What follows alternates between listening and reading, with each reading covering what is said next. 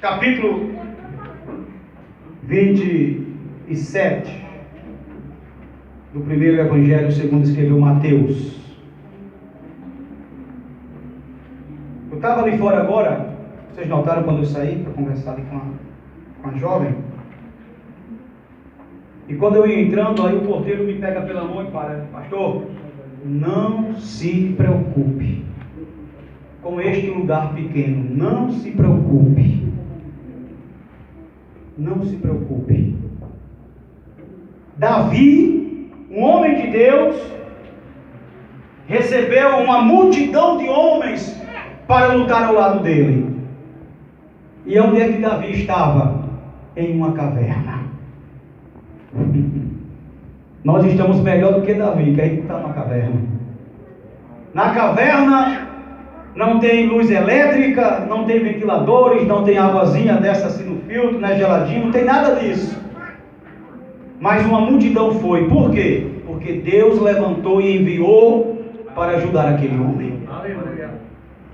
Eu fico inquieto quando eu vejo a igreja, né, a gente aqui nesse lugarzinho apertado, pequeno, não pode nem morrer, graças a Deus que a gente pode nem morrer aqui, né? Que continue assim sem morrer, né? Mas eu fico inquieto com o desejo de nós já estarmos no nosso próprio terreno, no nosso próprio prédio. Mas, como diz a palavra, todas as coisas cooperam para o bem-estar daqueles que servem a Deus, daqueles que foram chamados. Então eu sei que no tempo certo, na hora certa, Deus vai nos levar para o nosso prédio próprio, para o nosso templo, para dali só partir para a glória, em nome de Jesus. Mas nesta noite, eu quero falar um pouco sobre a crucificação, sobre uma história que é tremendamente linda. Talvez todos que estejam aqui já ouviram falar da história de Jesus. Quando chega a Semana Santa, é o mais que se vê na televisão, né, irmã Carmen? Não apresentei essa história de casa. É o mais que a gente vê. É o filme de Jesus, nascimento, morte, ressurreição do nosso Senhor. Então todo mundo praticamente que está aqui hoje nessa noite conhece a história de Jesus. Mas não é o bastante. Aí eu olhei agora e vejo o irmão Jesus ali sentado, né? Né, irmão Jesus? Não é o bastante só conhecer a história do nosso Senhor Jesus. Não é o bastante. Porque conhecer quase todo mundo conhece. O mais importante do que conhecer a história de Jesus é conhecer o Jesus da história. Conhecer a história de Jesus não muda ninguém. Mas conhecer o Jesus da história, há uma mudança, há uma transformação. E nós começamos no versículo 32. E quando saíam, eu quero ver se eu consigo trazer hoje uma mensagem expositiva, versículo por versículo, vamos ver se tem condições. E quando saíam, encontraram um homem sirineu chamado Simão, a quem constrangeram a levar a cruz. Os soldados romanos estavam conduzindo Jesus para um lugar chamado Gólgota, Calvário. Se não me foge agora da memória, tanto Gólgota como Calvário é a mesma coisa, lugar da caveira ou monte da caveira.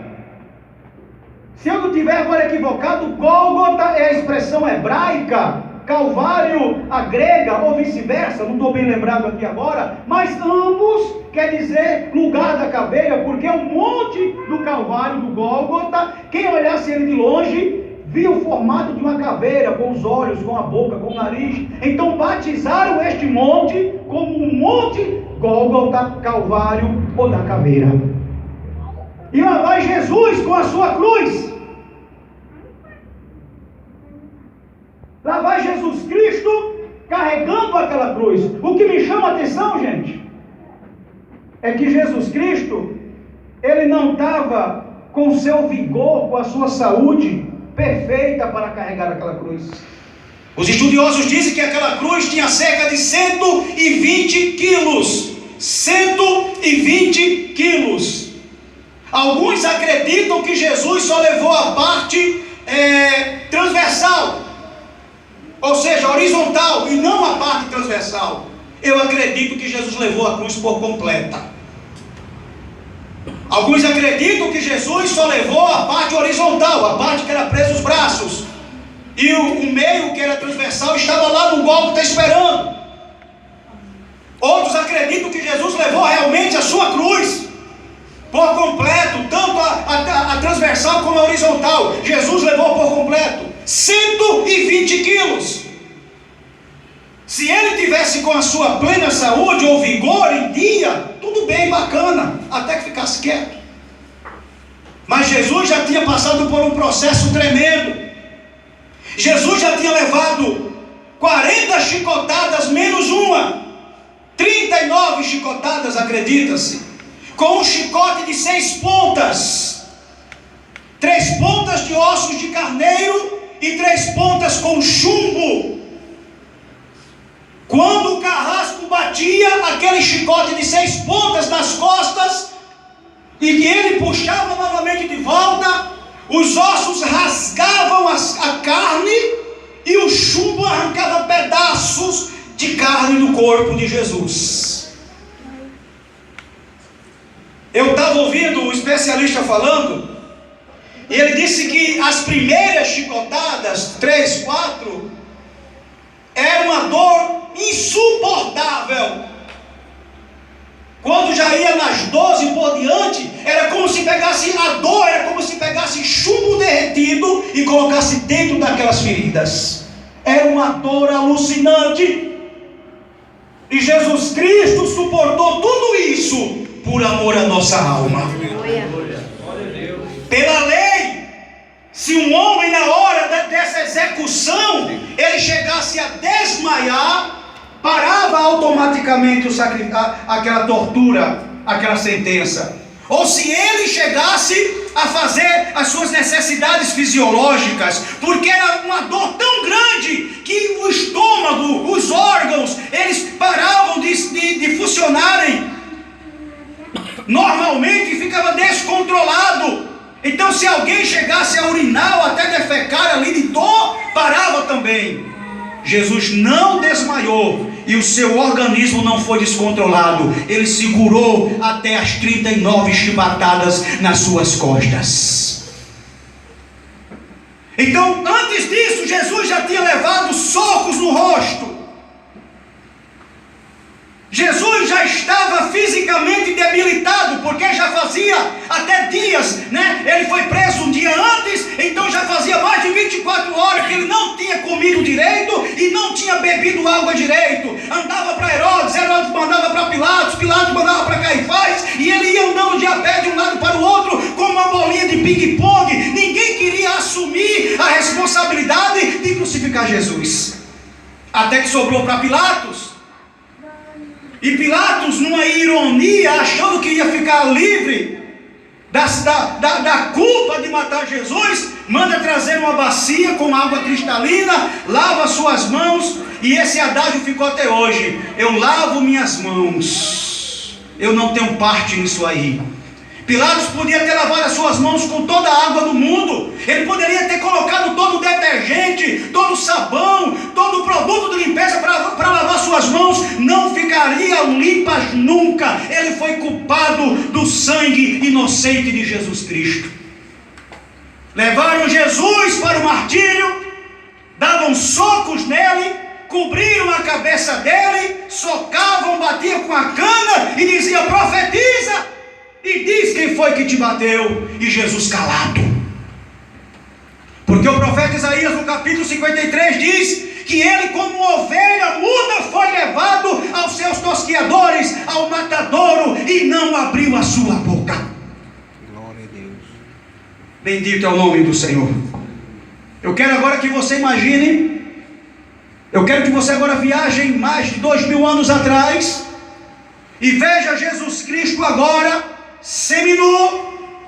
Tiraram toda a roupa do mestre e ele ficou exposto ali, e de repente começou o festival de chicotadas nas costas do mestre. E cada vez que o carrasco batia e puxava novamente, pedaços de carne vinha naquele chicote e o sangue do Senhor começava a se esvair. Mas ele calado, eu acredito de todo o meu coração que ele não abriu a boca para reclamar, para murmurar. Mas se nós pudéssemos estar lá agora ouvindo ele, nós iríamos ouvi-lo gemer. Nós iríamos ouvi-lo gemer de dor. Nós iríamos ouvi-lo gemer de tanta dor, mas ele calou-se, não abriu a boca, porque ele estava olhando você, ele estava olhando essa mocidade, estava olhando esses irmãos, essas irmãs, ele estava nos olhando, e por amor à nossa alma, ele ficou quieto. Terminando a sentença, colocaram aquela cruz, aquela coroa que acreditam os historiadores que tinha de 1 a 2 polegadas e penetrou a sua fronte, o seu couro cabeludo, e começaram a batê-lo novamente, e ele arrastando a sua cruz, e ele começou a cair ali, mas na frente caiu outra vez. E quando chegou a um ponto que os soldados romanos olharam para ele e viram que ele não teria condição de chegar até o fim, porque ele estava muito debilitado, é nesse momento que este homem chamado Simão, que era de Cirene, que era o sirineu, era um homem, o pessoal lá de Cirene eram homens parrudos, homens de cor negra, homens com quase 2 metros de altura, homens fortes. E quando ele ia saindo, e os soldados viram, o constrangiram, o obrigaram a pegar a cruz e arrastar e levar até o Gólgota. Muitas vezes nós dizemos assim: Jesus é o nosso Simão Cirineu. Mas esse Simão Cirineu não quis levar a cruz de Jesus. Ele não quis, ele foi obrigado. Mas Jesus não. Hoje ele é o nosso Simão Cirineu, que nos ajuda nas horas de dificuldade, quando nós clamamos e pedimos. Jesus está pronto para carregar a nossa cruz. E se você não puder andar, ele te carrega com cruz e tudo. E nós somos vitoriosos em nome de Deus. Bendito é o nome do Senhor. E ele levou. E quando chegou num lugar chamado Gólgota, caveira, Calvário, jogaram a cruz no chão, deitaram Jesus por sobre ela, e ali cravaram suas mãos e seus pés. Acredita-se que cada cravo daquele continha cerca de 10 a 20 centímetros. E começaram a perfurar suas mãos e seus pés, e Jesus calado. Jesus somente gemia. A dor era insuportável, mas ele suportava aquilo por amor a mim e a você. Acredita-se também que não foi perfurado na palma da mão, porque seria muito fácil, porque aqui não há ligamento. Se puxasse, rasgava e saía. Acredita-se que foi perfurado no seu pulso. E quando levantaram aquela cruz e soltaram naquele buraco, no impacto, rasgou até as suas mãos. Mas estava preso com ligamentos, com nervos. E mesmo que fosse na palma das suas mãos, Jesus não teria nenhum interesse de sair daquela cruz, porque ele sabia que através daquela cruz, eu e você hoje teríamos acesso aos céus, poderíamos ser reconciliados com o Pai, poderíamos estar de volta na presença de Deus. Bendito é o nome dele para todo sempre. E lá está Jesus de braços abertos. Lá está Jesus ensanguentado, desfigurado. Mel Gibson fez um filme agora, alguns anos atrás, e o nosso reverendo Billy Graham, um dos maiores pregadores do nosso tempo, ele disse que esse filme foi tão perto, foi tão próximo do que mais ou menos aconteceu, que foi aquele filme A Crucificação, foi tão próximo da realidade que parece que o diretor viajou 2.000 anos atrás com a microcâmera e filmou tudo. Porque foi o mais próximo que alguém até hoje conseguiu fazer um filme a respeito da crucificação de Cristo. E ele estava desfigurado. É por isso que no capítulo 53 do profeta Isaías, nós lemos isso aqui. Nós olhamos para Jesus, olha o que nós encontramos. Desse mesmo jeito aqui, capítulo 53, versículo 1 por diante, do profeta messiânico Isaías. Quem deu crédito à nossa pregação, e a quem se manifestou o braço do Senhor. Olha para mim. Quem deu crédito à nossa pregação? A Bíblia diz que Jesus ia entrando em Jerusalém, montado em um jumentinho, e de repente todo mundo corre para a porta de Jerusalém, com palmas nas mãos, e colocavam palmas, ramos no chão, e todo mundo gritava e dizia: Hosana, Hosana, Hosana, Hosana é o nosso rei. Hosana quer dizer: salva-nos, te peço, salva-nos, salva-nos. E os fariseus, quando viram aquele povo clamando e dizendo Hosana, Hosana, chegou para Jesus e disse: manda com que esse povo se cale. Jesus olhou para ele e disse: se esse povo se calar, até as pedras clamarão.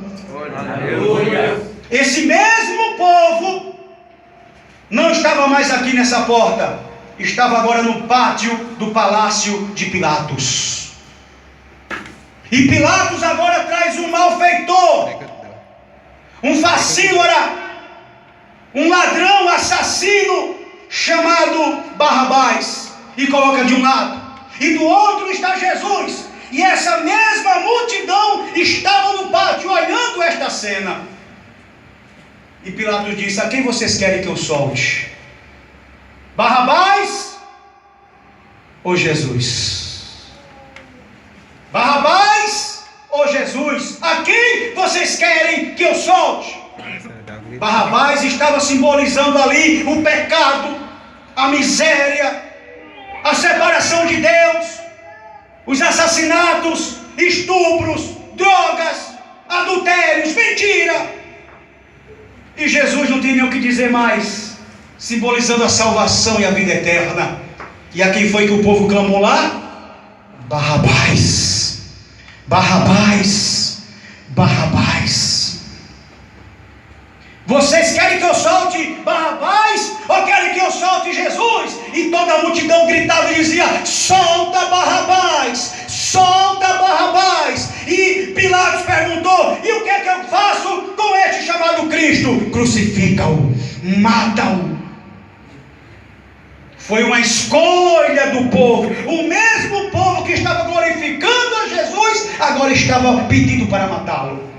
Quem deu crédito à nossa pregação, e a quem se manifestou o braço do Senhor? Olha o versículo 2: porque foi subindo como renovo perante ele, e como raiz de uma terra seca.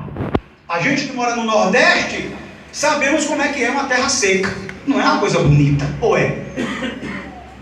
Os açudes, quando secam, tudo rachado, aquela coisa terrível, não é uma coisa boa de se ver. O mato seco, a terra seca, quando nós olhamos, dá dó no coração. Assim era Jesus. Mas pastor, Jesus não era um homem bonito? A Bíblia não diz. Nós cremos que sim, que era uma pessoa vistosa, bonita, linda. Mas e aqui? Isso aqui era Jesus depois das chicotadas. Jesus depois dos socos, depois da coroa de espinho, ele estava desfigurado. Como terra seca, não tinha parecer nem formosura, e olhando nós para ele, nenhuma beleza víamos para que o desejássemos. Não tinha beleza mais em Cristo, ninguém desejava mais olhar para ele.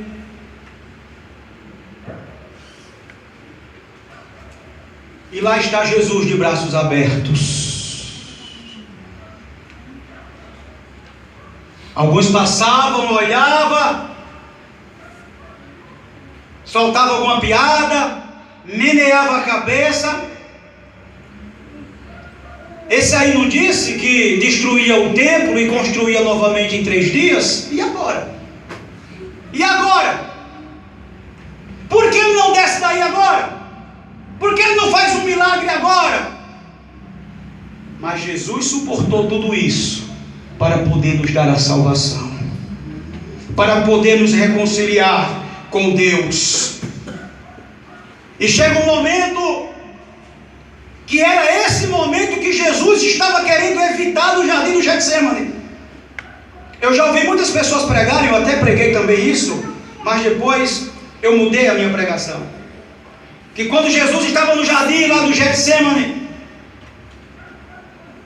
e orava, dizia: Pai, se possível, passa de mim este cálice. Se não for, seja feita a tua vontade. Por 3 vezes Jesus orou essa oração.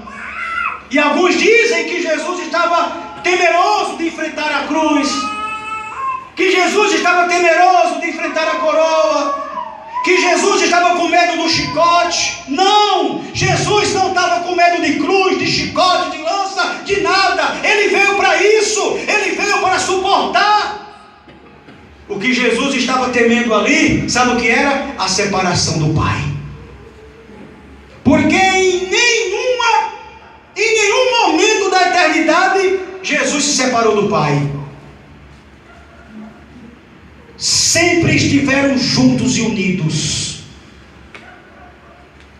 E por que Jesus estava temendo a separação do Pai? Porque Jesus agora ia ter que levar os nossos pecados. Jesus agora ia ter que receber os nossos pecados. E a Bíblia diz que o salário do pecado é a morte. 6:23 de Romanos. E Jesus estava preocupado porque ele ia se separar do Pai. Era a primeira vez e última que ele ia ter a ausência do Pai. Sabe por quê? Porque Jesus agora ia tomar aquela cruz. Aquela cruz foi tão pesada, não porque era lenho verde, não porque era madeiro verde, é porque naquela cruz estava depositado todos os pecados da humanidade. A Bíblia diz que ele se fez pecado. Jesus agora naquela cruz estava simbolizando o Ed Carlos, estava simbolizando a cada um que está aqui, a humanidade toda. Quando Deus olhou para seu filho naquela cruz, Deus não suportou olhar para ele, porque Jesus agora estava com todo o pecado da humanidade. É como se Deus tivesse virado as costas para Jesus, porque Deus não tem conivência com o pecado. E quando Deus vira as costas para Jesus e ele sente a ausência e a separação do Pai, aí ele clama em aramaico: Eli, Eli, lama sabachthani. Oh irmão, que dor Jesus estava sentindo! Foi a maior dor que ele pôde sentir na sua vida. Foi a separação do Pai. Foi a separação, a ausência de Deus na vida dele. E ele diz: Deus meu, por que me desamparastes? Por que viraste as costas para mim? E alguém disse: ele está chamando o profeta Elias. Deixa quieto, deixa ver se o profeta vem. Deixa ver se o profeta vem socorrer ele. Tudo isso ele fez por amor às nossas almas. Tudo isso ele suportou para que eu e você pudéssemos ter comunhão novamente com Deus. Mas na frente ele dá um grande brado. Ele dá um grande grito: está consumado. Que no grego quer dizer tetelestai. E ele grita em alta voz: tetelestai, está consumado, está pago. A dívida que os homens tinham contigo está pago. Eu paguei. A partir de hoje, todos aqueles que quiserem voltar à comunhão, aleluia, está paga a sua dívida. Eu e você nunca vamos ter condições de pagar a nossa dívida para com Deus, mas Jesus pagou. Jesus pagou o nosso débito. Então, quando eu aceito a Jesus Cristo como meu Salvador, os meus pecados são perdoados, porque a Bíblia diz no capítulo 6 e 23 de Romanos que o salário do pecado é a morte, mas o dom gratuito de Deus é a vida eterna por Jesus Cristo nosso Senhor. Temos vida hoje em Jesus.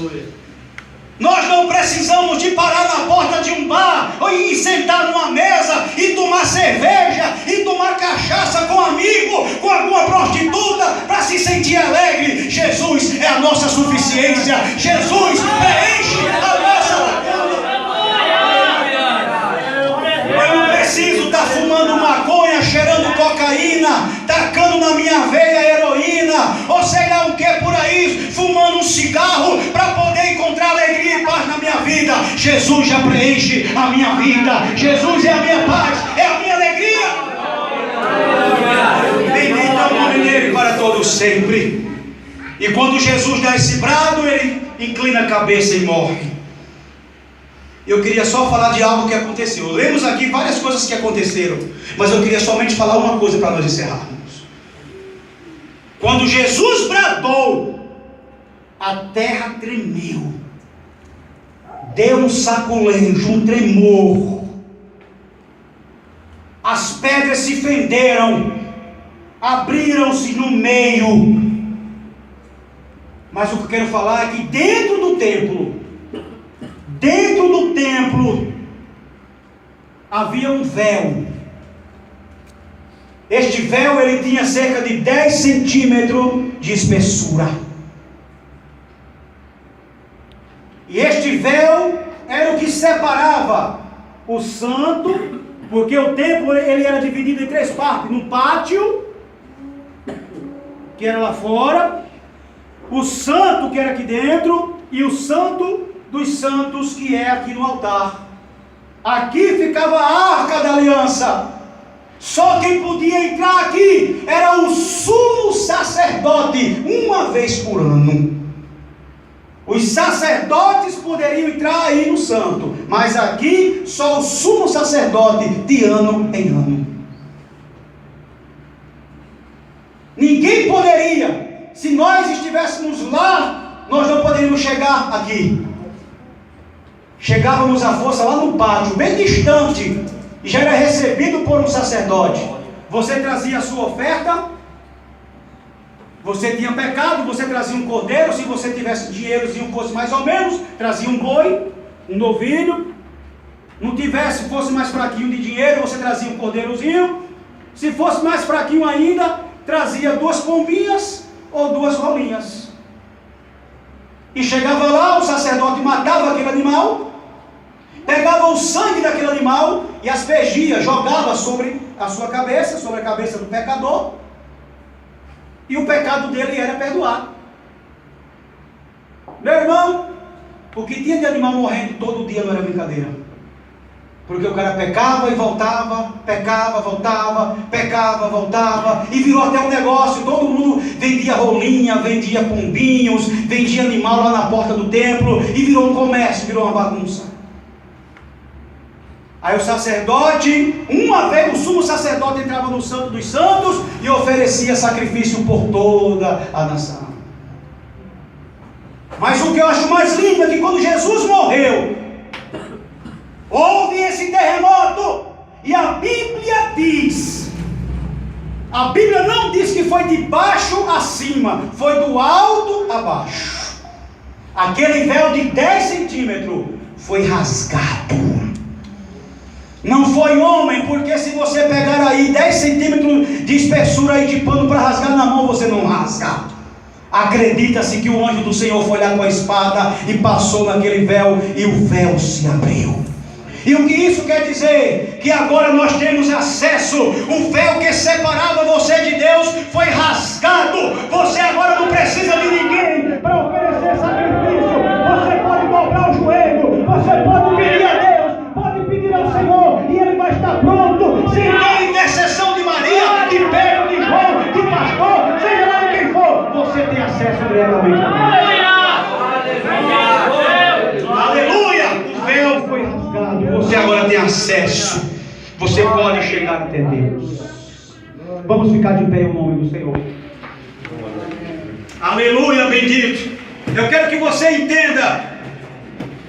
O véu foi rasgado. Você agora tem acesso ao Santo dos Santos. Você não precisa ligar lá para o arcanjo Gabriel. Você não precisa ligar para ele e dizer: Gabriel, eu quero uma audiência, eu quero aí uma reunião com Deus. E Gabriel vai olhar na lista e dizer: está certo, amanhã de 3 horas às 3h10 está livre aqui, você pode vir. Você não precisa mais fazer isso.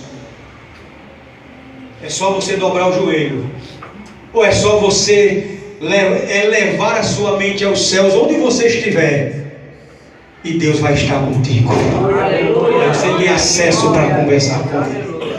Bendito é o nome do Senhor Jesus. Eu queria ouvir, irmã Maria.